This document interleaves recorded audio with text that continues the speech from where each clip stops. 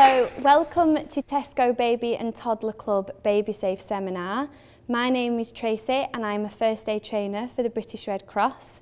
Today we're going to talk through some really simple first aid emergency tips to give you some skills and knowledge so that if you ever had to deal with an emergency at home, hopefully you would know what to do. I am also a mum as well as a first aid trainer, so I do know that some of the things that we talk about can be a little bit scary to imagine you in that situation. What we want is for you to leave feeling really confident that if you were ever faced with an emergency, you would know what to do. So, the two main things that we're going to talk about today is choking, what you would do if your little baby or your child was choking. We're also going to talk about what you would do if your baby or child was actually unconscious. Now that is a really scary situation to be faced with, and it is actually really rare. So the very first thing that we're going to talk about is choking. If you are parents, you will know that they put things in their mouth. It's the way they explore, it's the way that they develop really in new environments. So it's natural for them to sometimes put things in their mouth. And also if a baby or a child is being weaned, when they're learning to chew their food and they're learning new textures in their mouth, sometimes things can get stuck in their throat, okay? What you might not know is with little babies, before they even start to get to that stage, sometimes they could choke on just simply mucus in their throat or curdled milk, okay? So it's something that all parents really should have an idea of what to do. Talking about babies first of all, when I say babies, what I actually mean is anyone under the age of 1 year. First thing you would do is you would turn your baby over, as Geraldine's demonstrating. The key thing here is that the bottom is higher than the head. What that means is that gravity is assisting you, but importantly, you're supporting their head. So what you're doing is you're keeping their airway clear. What you need to do now is with your hand, with the heel of your hand, you need to deliver up to 5 sharp back blows to the back of your baby's back, as Geraldine's showing you now. In between each one, you'd need to check the baby's mouth very briefly, just to make sure that object's not been cleared. So you do up to 5 of those. Once you've done those, if the blockage was still there and they still couldn't breathe, now you'd need to turn your baby over, still supporting their head, and with 2 fingers in the centre of your baby's chest, you would push inwards and downwards towards the head.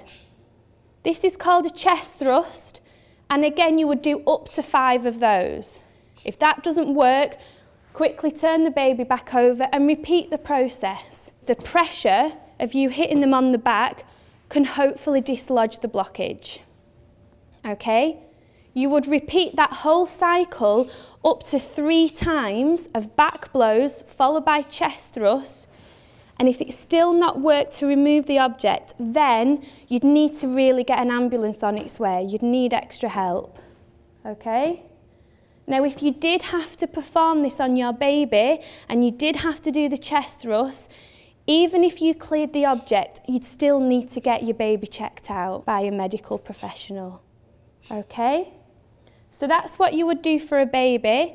If we move on now to a child, so anyone over the age of 1, so maybe a toddler when they're starting to explore and pick up everything around the house and put it in the mouth. So if my little boy is choking, what I would need to do is I would need to lean him forward and again deliver up to 5 sharp blows to the back. Again, the pressure of you hitting them on the back can cause vibration, which can sometimes hopefully dislodge the object. If those back blows don't work, then you would need to find the belly button, the bottom of the breastbone, and place a clenched fist in between. Okay? And this is what we call an abdominal thrust. So, with your clenched fist, you would hold on, and the movement is an in and up. Once again, you would do that up to 5 times, and in between each one, you'd keep checking the mouth. If they don't work, you'd go back to your back blows, and you'd keep repeating the cycle until it worked. Okay? You do that up to 3 times, and once again, if they're still choking, if they still can't breathe, now you really do need to get an ambulance on its way. But while you're waiting for that ambulance, you just keep going. Now we're going to move on to what you would do if your baby or your child was unconscious. Recent research has shown that 3 out of 5 of parents are actually scared of resuscitation and CPR in case they do it wrong. And half of parents actually think that they could make the situation worse. So what we want is for you to understand that you can't make the situation worse, and doing something really is better than doing nothing. The most important thing that I need to do at this stage is to see whether or not they can breathe. And this is really straightforward. All you need to do is put one hand on the top of the baby's head and very gently lift up the chin and tilt the head back. It's a very gentle movement. By doing that, you're actually clearing the baby's airway, and now you can check their breathing. Look, listen and feel, are they able to breathe? Now, if they're not breathing, the best thing that you could do in this situation is get some air into them, okay? And the way you would do that is to seal your mouth around the baby's mouth and nose and deliver 5 steady rescue breaths, okay? As Geraldine's showing you now, okay? Once you've done that, we now need to move on to what we call chest compressions. So you would get 2 fingers in the centre of the baby's chest, and this time you're pushing up and down.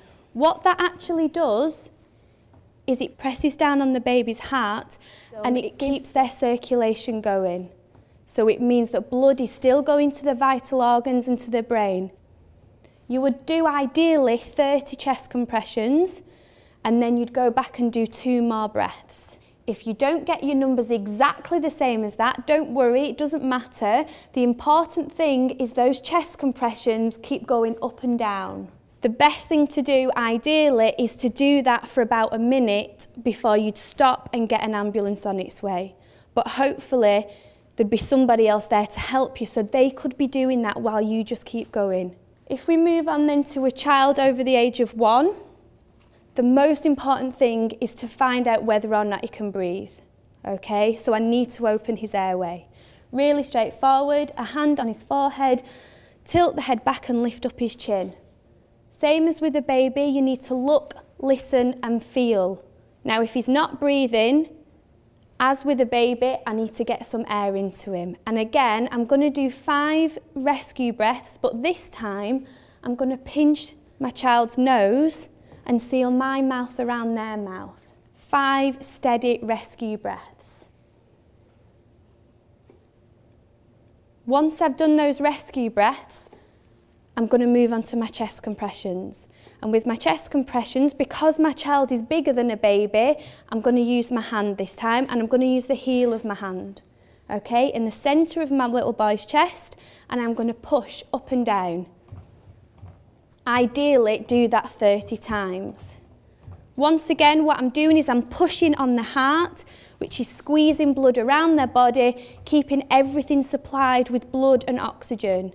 So 30 of those, then I'm going to do 2 more breaths.